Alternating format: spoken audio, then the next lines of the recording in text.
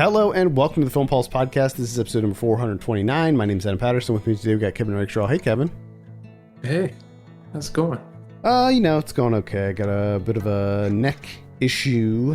Woke up with an extremely stiff neck. Could barely even move. Couldn't get out of bed. But it's a little bit better now.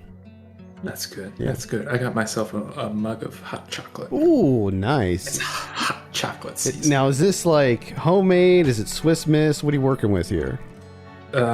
Swiss Miss. Nice. Now, with or without the marshmallows? Marshmallows. Gotta do it. This week on the show, we'll be reviewing The Power of the Dog, which is out on Netflix right now.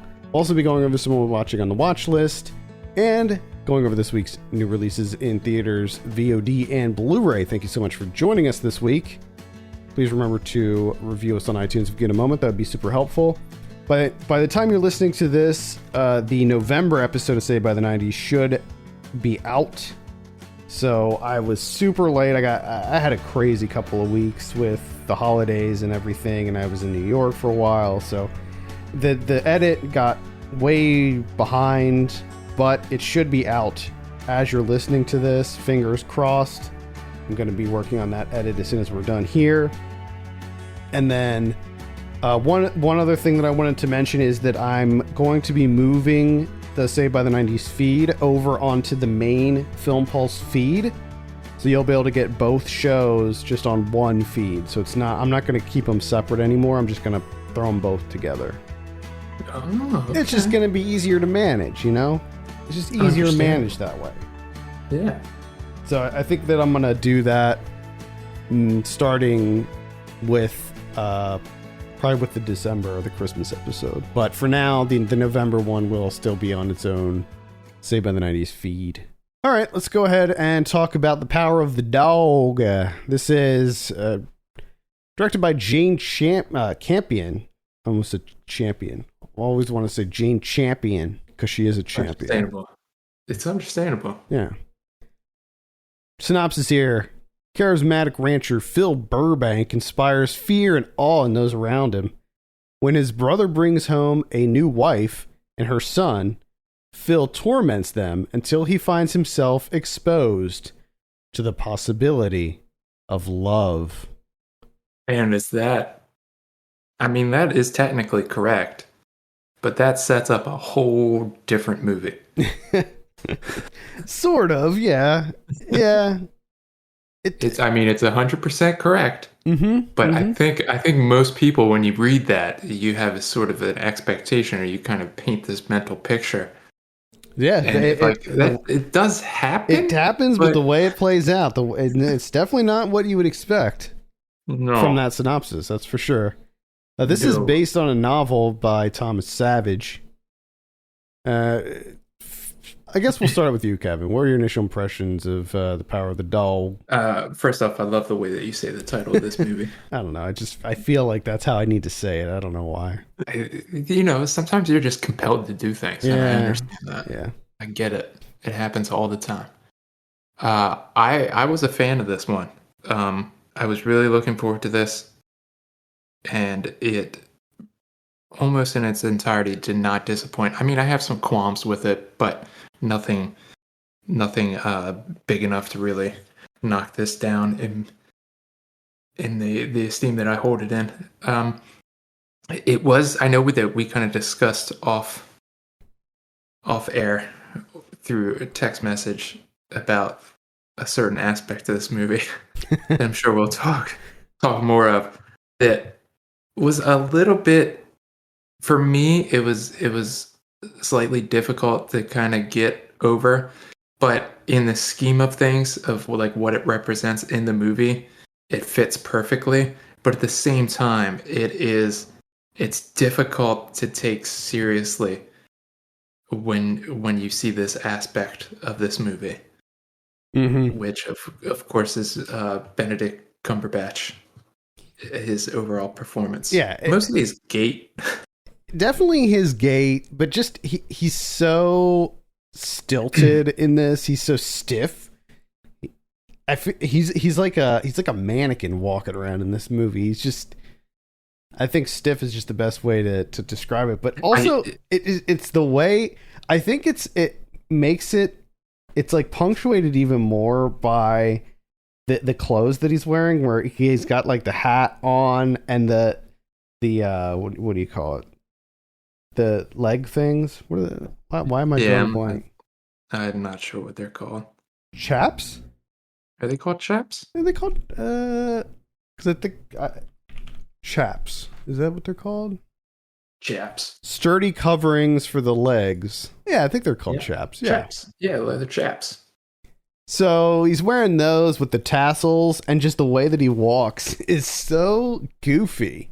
He looks so goofy, like the way he swings his arms around too. It's very odd. It's like I don't know if it's like a character choice or like what's going on with that. And this is why I really like this aspect of this movie, and we did kind of hone in on this a little bit because yes, it is funny, and especially when you have those distance shots where he's just kind of like walking in the background, like in a distance, and it is really goofy looking because he really does like the bow-legged thing.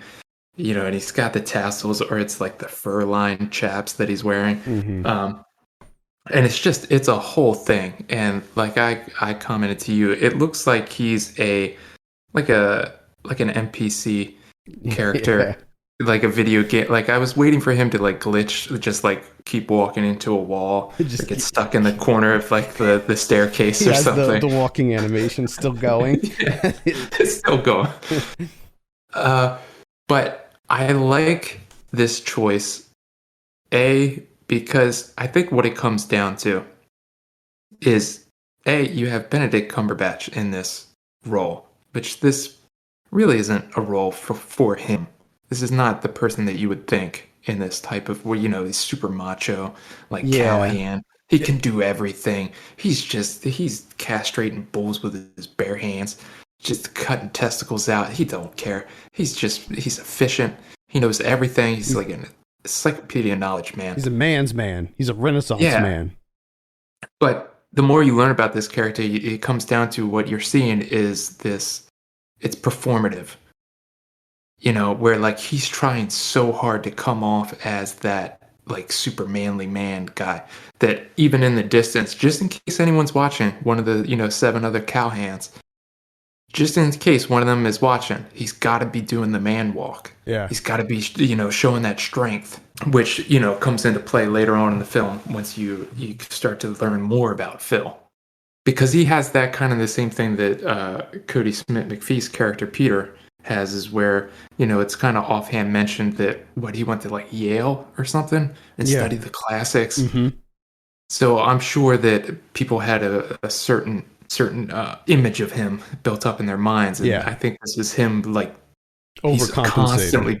He's constantly performing this super macho masculine thing, and I think that's why like later on in the movie you find out that he like doesn't bathe and stuff, and it probably is all part of that sort of facade that he puts on, this macho facade. But there is that aspect of it that I can completely understand. It is a bit funny to watch sometimes, especially his voice. Like he's doing this like John Wayne exaggeration, and it's a bit tough to get used to. Yeah, I think. Yeah, I agree. I thought that it was just weird. It was an odd thing, and I thought Cody Smith-McPhee's character was very awkward and uncomfortable as well.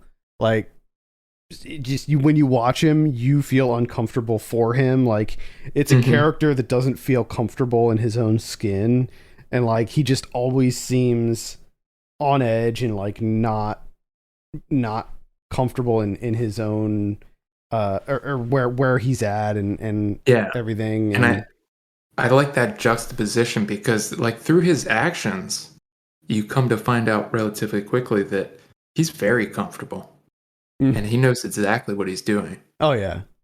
But from the outside, he is not, he's not playing that part. He looks so vulnerable in every situation that he's in, even if it's just I'm sitting at a desk. Yeah, you're like, oh boy. It's like at any possible moment, you're like, he could die. Yeah, He could die. I feel like this kid can get bullied when he's by himself in his room alone and he's about to get Yes. bullied. those Like those paper flowers are going to bully him. The desk is going to just start tearing into him. So I like the juxtaposition of their two characters. And I got to say that I was kind of surprised.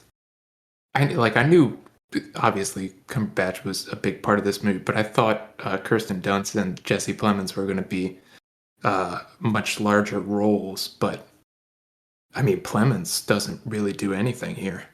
No, he doesn't really. I mean, really, the Dunst and Plemons characters are really just sort of springboards for Cody Smith-McPhee's and Benedict Cumberbatch's characters to sort of play off of each other and have those two personalities collide. Now they did get they got Kirsten Dunst's character got a little bit more depth with the whole drinking, the alcoholism angle. However, I was never quite sure like where that came from, because at the onset it seemed that she was very happy. So I don't know like at what point or what triggered that change in her.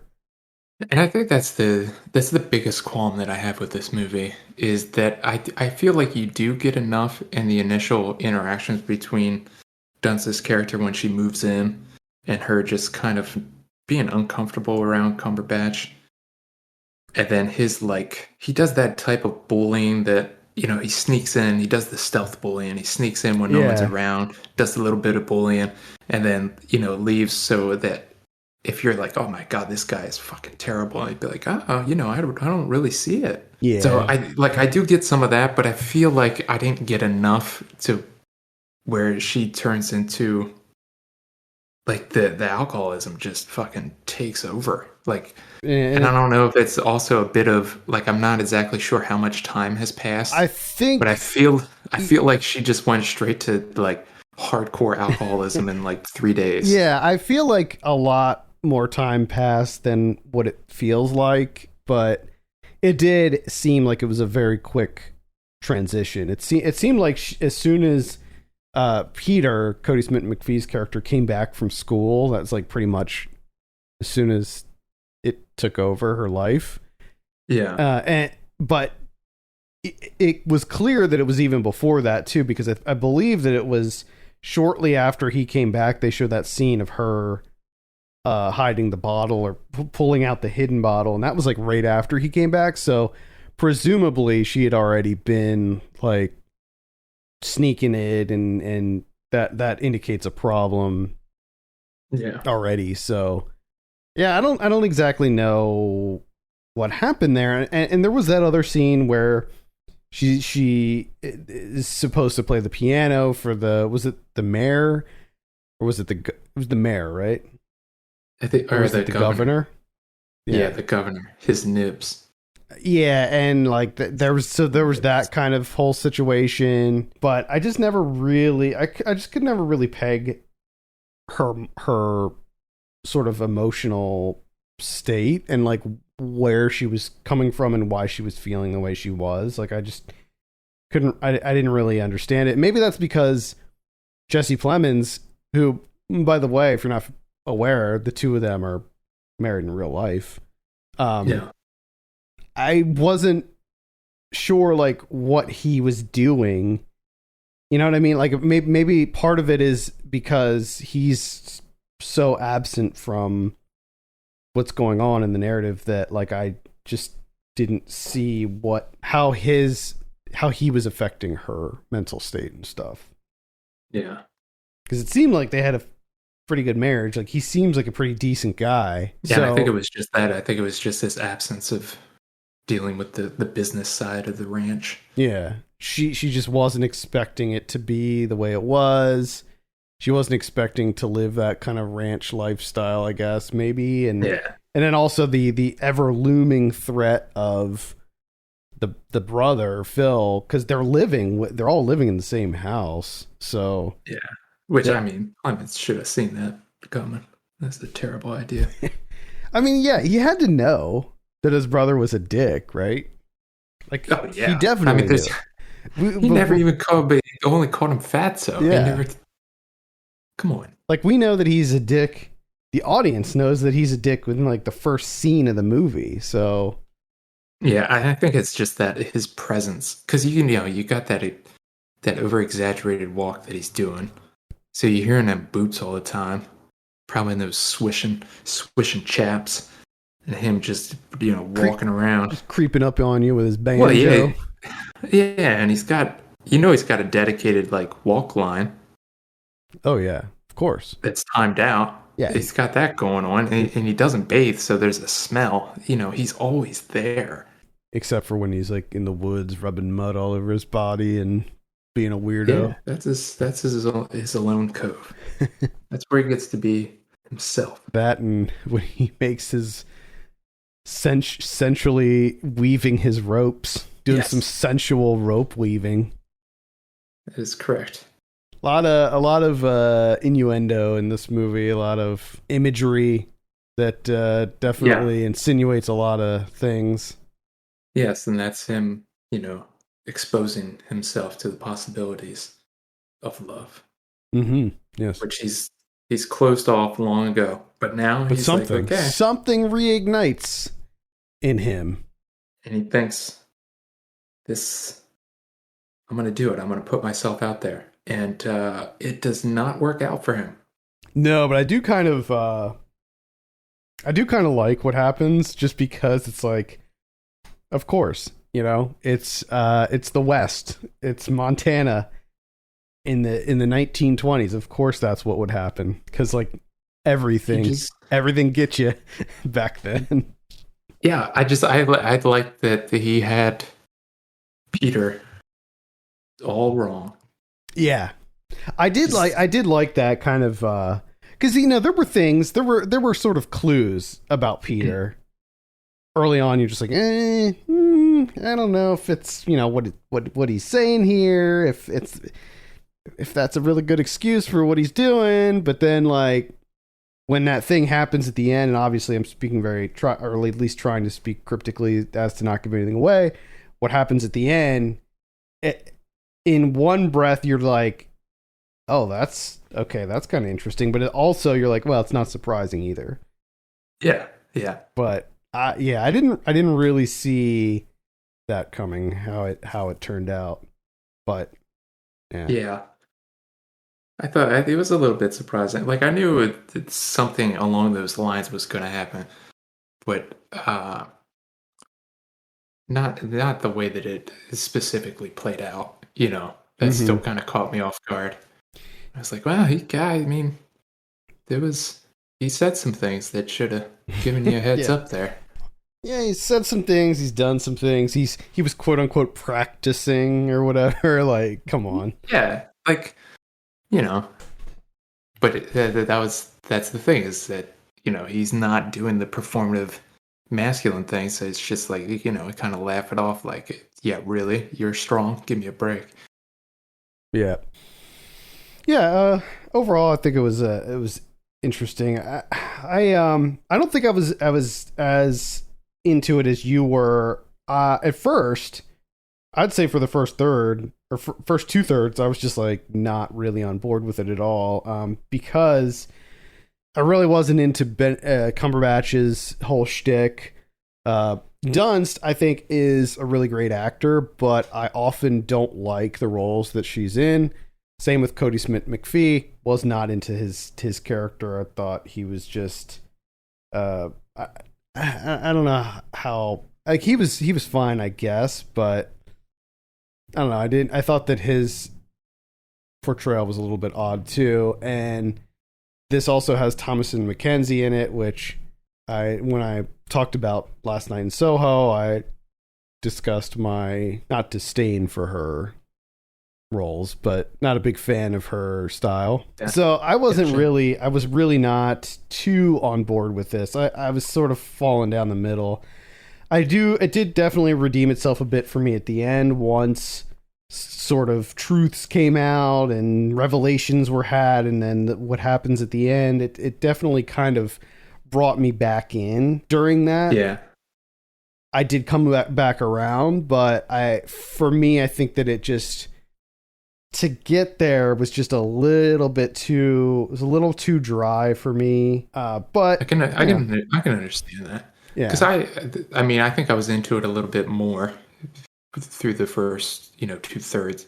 I think this movie really starts to kick off when there's that this is kind of broken up into segments where it's kind of you're isolating people, and then with with the relationships and interactions, and there's a part around that like last third where it goes into Cumberbatch and Smith McPhee spending more time together, and I think that's when this film really starts to kick off. It gets yeah, really interesting. I agree. I agree. Like that's definitely when I started to get more interested in what was transpiring because I could Yeah. see it was like I saw it going one of two ways, and either way I was like, okay, well, I'm very curious to see how this plays out. Yeah, because I think that first 2/3 is kind of you're painting this elaborate facade of this man, and once their relationship starts kicking off and they start spending more time together,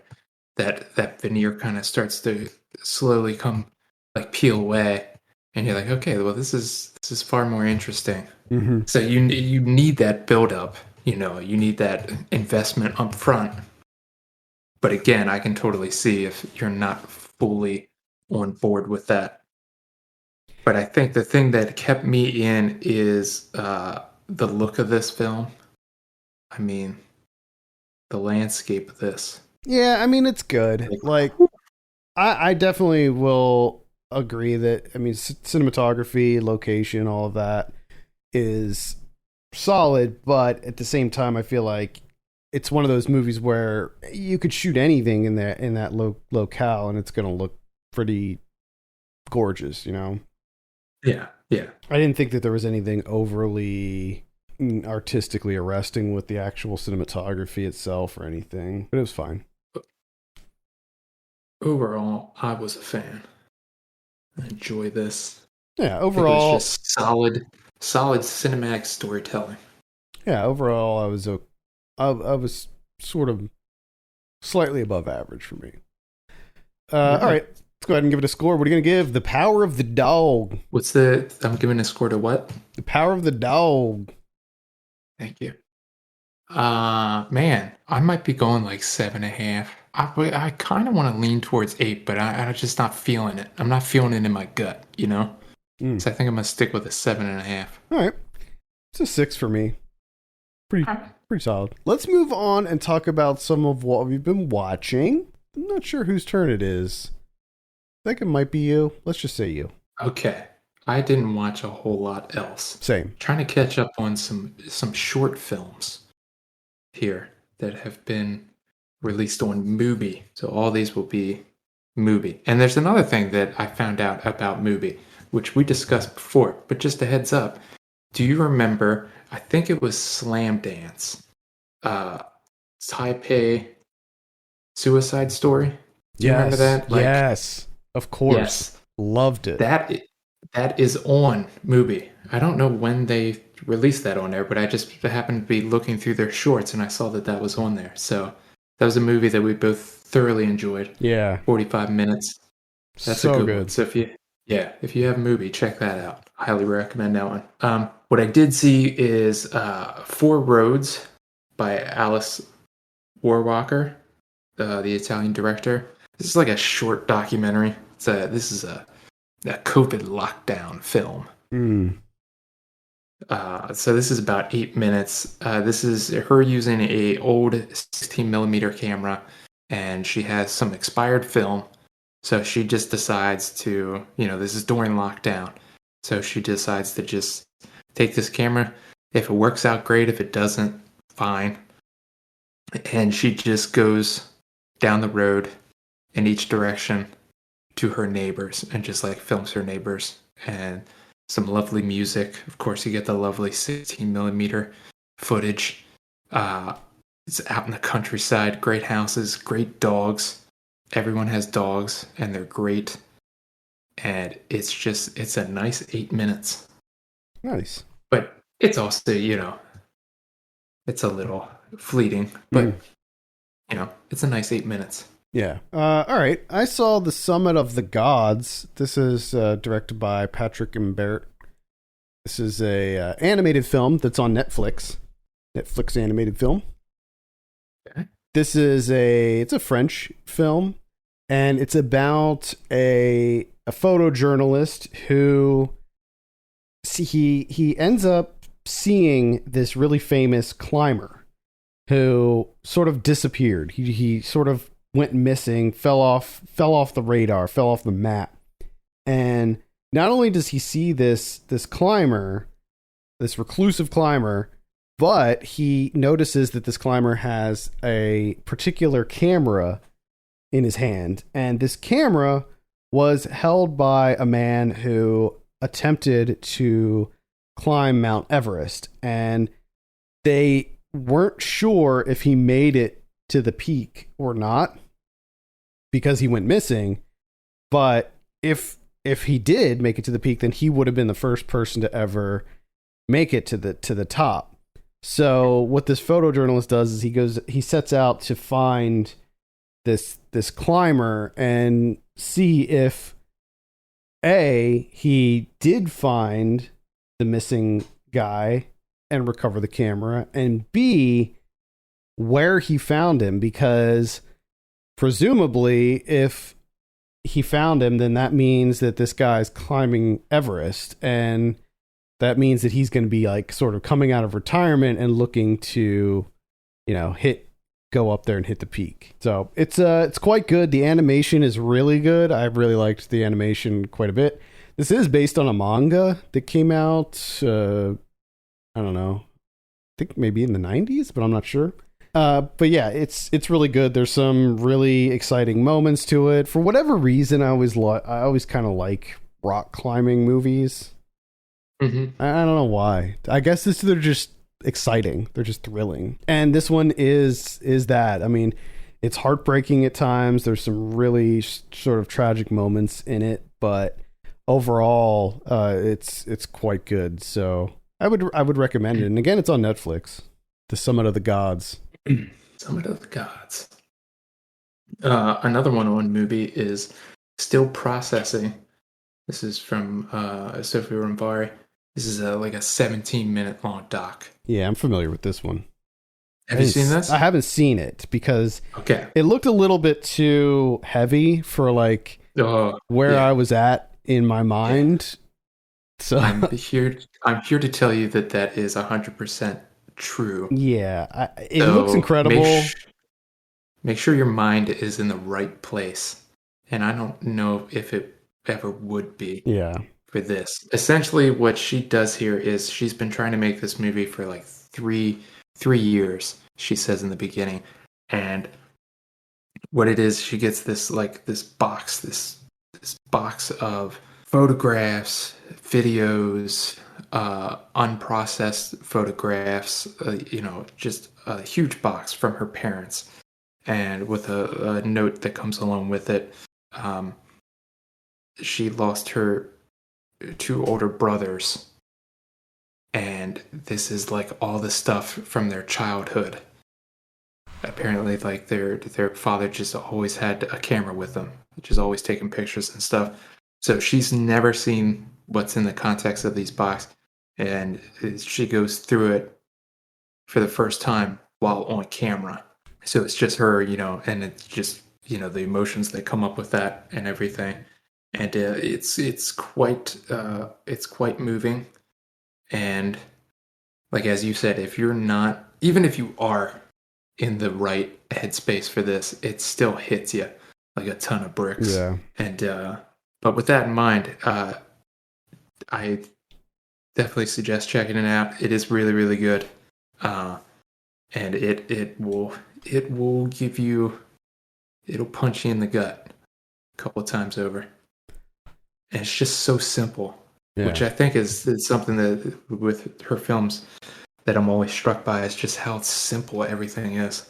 Yeah, like the emotional impact that it provides.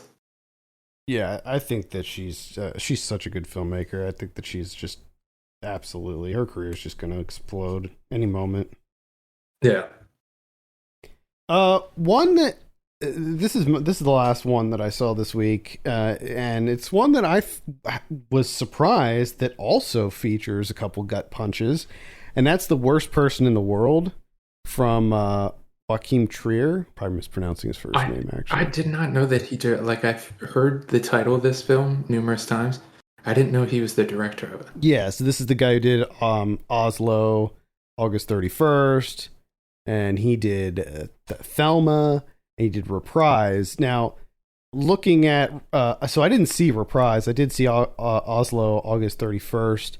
Apparently, this movie, The Worst Person in the World, is sort of the end cap to a trilogy of films that start with Reprise and then go to Oslo August 31st and then end in this one.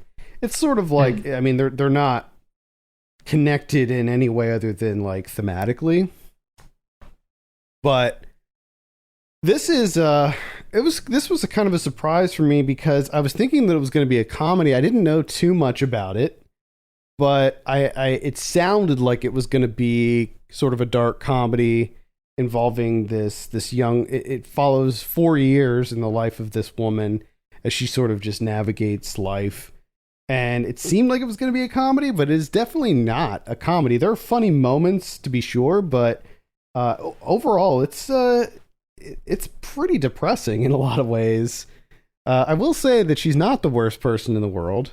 She's actually a quite likable character, but it's told in 12 different chapters, and there is a prologue and an epilogue. So they split things up into neat and tidy little slices, which I actually liked quite a bit.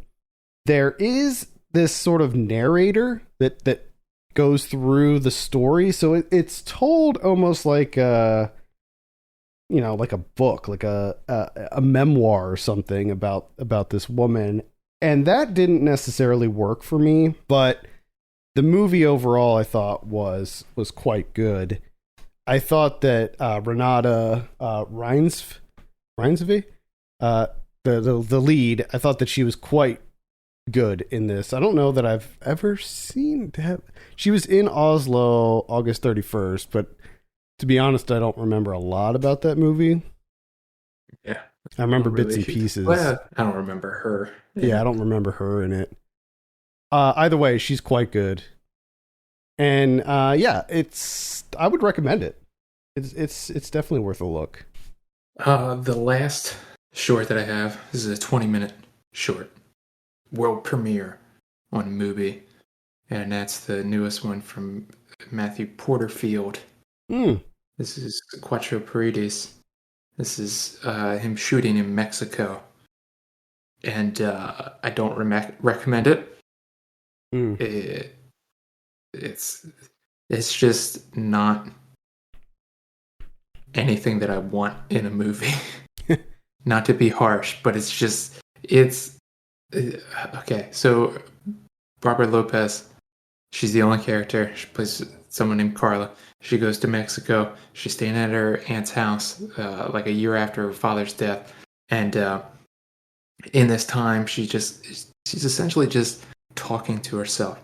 There's really two scenes here in the 20 minutes. Is her listening to a voicemail on her phone from a friend of hers that's just like essentially reciting a poem.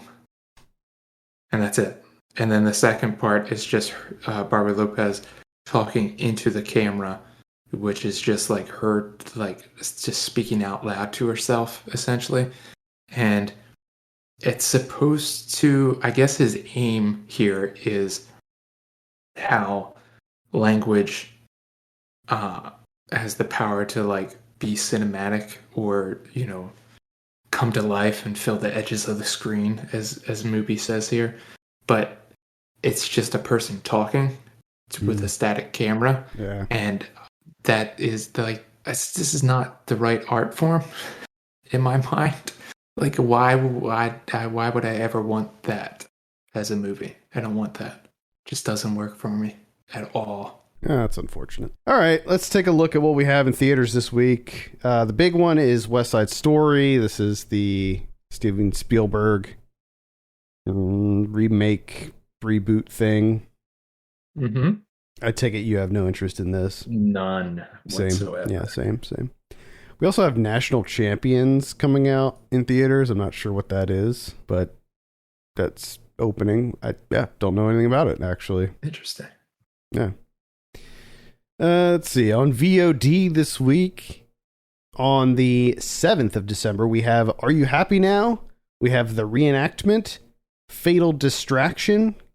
You know, get it? It's like not Fatal Attraction, Fatal Distraction, which actually this does look pretty interesting. It's a documentary about the murder trial of Justin Ross Harris, who in 2014 left his son in the car, and the son tragically passed away because of the heat.